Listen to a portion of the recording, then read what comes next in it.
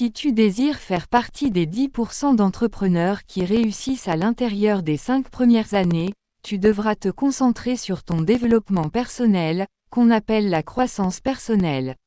Rappelle-toi la citation de Jim Rohn qui dit que « Le succès n'est pas quelque chose que l'on poursuit, le succès est quelque chose que l'on attire vers soi en devenant une meilleure personne. » Bienvenue à notre chaîne The Mindful Golden Eagle et voici les 8 domaines de ta vie que tu dois développer si tu veux réussir.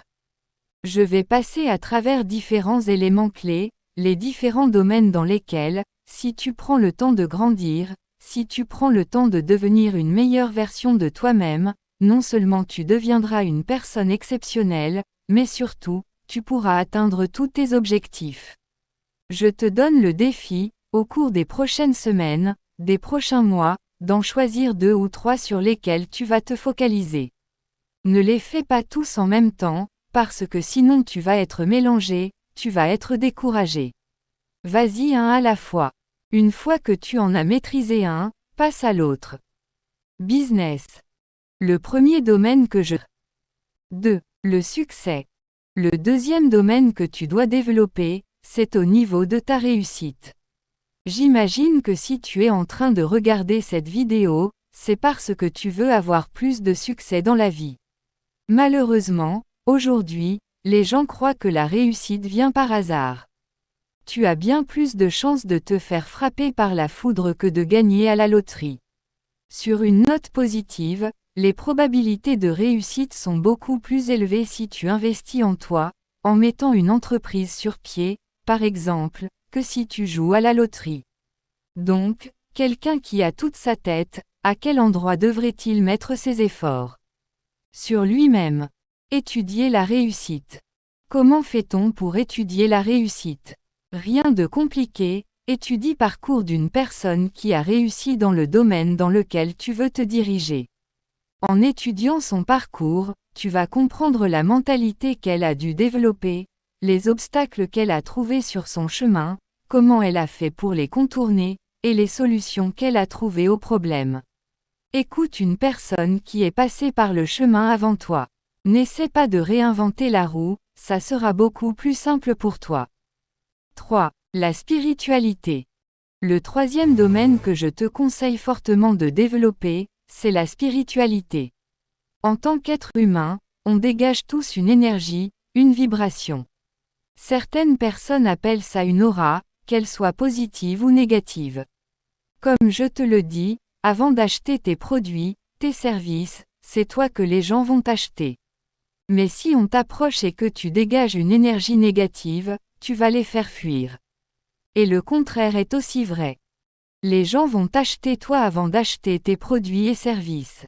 S'ils t'aiment, ils vont prendre tes produits et services. C'est important que tu travailles sur ton intérieur. Pourquoi? Parce que ton extérieur reflète qui tu es intérieurement. Si tu veux avoir du succès à l'extérieur dans ta vie, il faut que tu sois bien intérieurement. Je ne parle pas de religion, mais bien de la spiritualité, de ton être intérieur, de ta paix intérieure. C'est à toi de déterminer de quelle manière tu vas t'y prendre pour aller chercher cette paix. 4. La gestion du temps.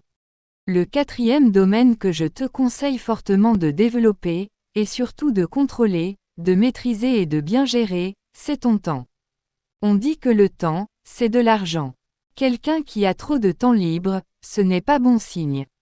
J'aime dire qu'une personne qui a trop de temps libre, c'est une personne qui est broke. Les moments libres. Si tu veux rencontrer le diable, ça sera durant tes moments libres. En effet, c'est durant ces moments libres qu'une personne fait n'importe quoi, qu'elle se met à dépenser son argent n'importe comment. C'est durant ces moments libres qu'une personne prend son téléphone et parle dans le dos des autres. C'est durant ces moments libres qu'une personne reste à la maison et commence à avoir des pensées négatives, à être dépressive, et parfois même à avoir des pensées suicidaires. L'adage « l'oisiveté est la mère de tous les vices » résume bien cela. Garde-toi occupé. C'est pour ça que je dis souvent qu'il vaut mieux être occupé que préoccupé. Même dans le mot « business », lorsque tu le sépares en deux, il y a le mot « busy » qui veut dire « occupé » en français. Occupé à faire quoi, au juste? Garde-toi occupé à faire des activités productives. Si tu désires avoir plus de temps, tu devras faire plus d'argent. En plus de comprendre l'aspect monétaire qui est relié au temps, tu dois avoir le courage de libérer ton temps. Il y a 3 règles par rapport au temps. 1. Tu dois créer plus de temps. 2. Tu dois gérer le temps à ta disposition. 3. Tu dois apprendre à le multiplier. Pour créer du temps, tu dois apprendre à dire non. Savoir dire non. Les gens ont peur de dire non parce qu'ils ont peur de décevoir les autres. Si tu es incapable de dire non, tu seras dans les programmes de tout le monde. J'ai toujours dit que si tu n'as pas de projet, c'est parce que tu es l'objet du projet de quelqu'un d'autre. Si je dis non à tout le monde, les gens vont penser que je suis égoïste. Il y a un certain moment dans ta vie où tu dois être égoïste, où tu dois t'occuper de toi. On dit qu'une charité bien ordonnée commence par soi-même. Même lorsqu'un avion s'écrase, la première chose que l'on conseille, avant de mettre le masque d'air à son enfant, c'est de le mettre sur son visage. De prendre soin de soi d'abord. 5. La vente. L'autre secteur que je te conseille fortement de développer, si tu veux être parmi les 10% d'entrepreneurs qui réussissent et non les 90% qui échouent, c'est de devenir un bon vendeur. Un entrepreneur, à la base, c'est un bon vendeur. Mais ça, les gens ne le comprennent pas. Tu as beau avoir un magnifique site internet, de belles cartes d'affaires, un beau logo, si tu ne fais pas de vente, ta business fait faillite. C'est comme avoir une très belle voiture, mais sans moteur, ça n'avance pas, ça ne sert à rien. La vente, c'est le moteur d'une entreprise. Décrosseur. La vente, c'est le cœur d'une entreprise. Et les francophones, nous, on ne le comprend pas. Plus précisément, en Afrique, on a même inventé un nom pour les vendeurs, on les appelle des crosseurs, des escrocs, des arnaqueurs, des menteurs, des voleurs, nomme-les. Ça ne fait aucun sens. La vente fait partie de chaque sphère de notre vie. On est tout le temps en train de se vendre. Lorsque tu vas dans une entreprise pour trouver une job et que tu te présentes devant l'employeur, qu'est-ce que tu dois faire? Tu dois te vendre. Lorsqu'un jeune homme se présente devant une demoiselle, qu'est-ce qu'il doit faire? Il doit se vendre. Lorsque tu as des produits et services, tu dois apprendre à les vendre, malgré ce que tu entends autour de toi. 6. La discipline. Le prochain élément que tu devras apprendre à développer si tu veux faire partie des gagnants, c'est à être une personne disciplinée. La définition de la discipline, c'est le pont entre tes objectifs et leur réalisation. Si tu as des objectifs et que tu veux les atteindre, tu dois faire preuve de discipline. La raison pour laquelle les gens remettent toujours leurs projets, c'est parce qu'ils manquent de discipline. Si tu désires avancer, si tu souhaites monter une entreprise à succès, tu dois te discipliner. Le succès se trouve là où les gens ne te voient pas. Les heures de travail que tu mets lorsqu'il n'y a personne qui te regarde. Cela demande de la discipline. La discipline, c'est de faire des choses que tu n'as pas envie de faire. Penses-tu réellement que tous ont envie de s'entraîner pendant que les autres s'amusent? Que tous les entrepreneurs ont envie de faire leur lecture, d'étudier, pendant que les autres sont sur une terrasse? Fais des choses que tu n'as pas envie de faire, c'est ainsi que tu auras des résultats que tu n'as jamais eus auparavant. Fais des choses que les autres ne font pas, c'est ainsi que tu auras des résultats que les autres n'auront jamais. C'est ça, la discipline. 7. L'argent. Si tu veux réussir, il y a une compréhension, un contrôle que tu dois avoir à propos de l'argent. C'est un des aspects les plus importants en business. L'argent est un sujet tabou dans notre société. L'argent est un sujet de dispute, de séparation, de divorce. Pourquoi? Parce que les gens n'ont jamais pris la peine de se pencher sur ce sujet. Je trouve ça dommage qu'à l'école, on nous apprenne toutes sortes de choses qui ne nous servent pas à grand-chose, comme les noms des volcans. Mais l'élément le plus important dans la vie d'une personne, soit l'argent, on ne prend même pas la peine d'expliquer ce que c'est. L'argent va nous suivre toute notre vie parce qu'on habite sur une planète axée sur l'argent.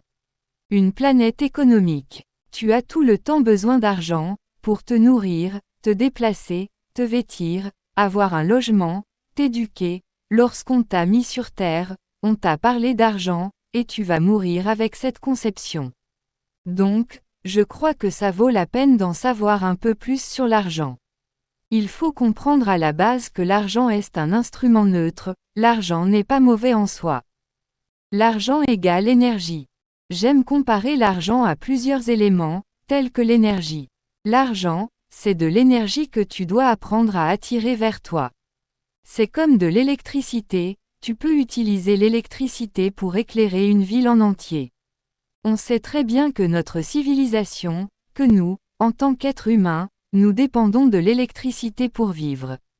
C'est vital, l'électricité. Autant on a besoin de cette énergie, autant l'électricité peut tuer des gens sur une chaise électrique. Ça dépend l'usage qu'on en fait. L'argent égale instrument. J'aime aussi comparer l'argent à un couteau. Disons que je prends un couteau et que je le remets au plus grand chef cuisinier sur la planète, par exemple Joël Robuchon, qui est considéré comme l'un des meilleurs cuisiniers du siècle. Il va nous faire des chefs-d'œuvre. Puis je reprends le couteau et je le remets à un criminel. Il va nous faire des chefs-d'œuvre à sa manière. La question suivante se pose, est-ce le couteau qui est mauvais ou bien la personne qui l'a utilisé ? Certains me diront que c'est le couteau qui est mauvais. Ce n'est pas le couteau qui est mauvais, c'est la personne qui l'utilise. C'est la même chose pour l'argent. Ce n'est pas l'argent qui est mauvais, c'est la personne qui l'utilise. 8. L'art oratoire. Je conseille à tout entrepreneur de développer l'art de la communication. Ça ouvre des portes. Étant plus jeune, j'avais la phobie de parler en public. Je devais faire des oraux à l'école, et j'étais toujours malade plus d'une semaine avant. Un jour, je me suis dit, Jules, il faut que tu arrêtes de fuir cela. On dit que les gens ont plus peur de parler en public que de mourir. Je ne voulais pas faire partie de cette catégorie. Je suis donc allé suivre des cours. Barack Obama. Aujourd'hui, l'un des orateurs les mieux cotés, selon les experts, c'est l'ex-président Barack Obama de États-Unis. On dit d'ailleurs que c'est grâce à ses compétences en art oratoire qu'il est parvenu à accéder à la Maison-Blanche. C'est quoi la morale de tout ça ? Obama, grâce à son charisme, à son aisance à parler en public, à sa rapidité, il a l'esprit vif, et, surtout, à l'humour qu'il intègre dans ses discours, a pu accéder à la Maison-Blanche. Pour t'encourager, dis-toi que si tu as cette capacité de bien parler en public, tu peux devenir président d'une des plus grandes nations de la planète. Allez, développe-toi à ce niveau. Abonnez-vous pour des nouvelles vidéos.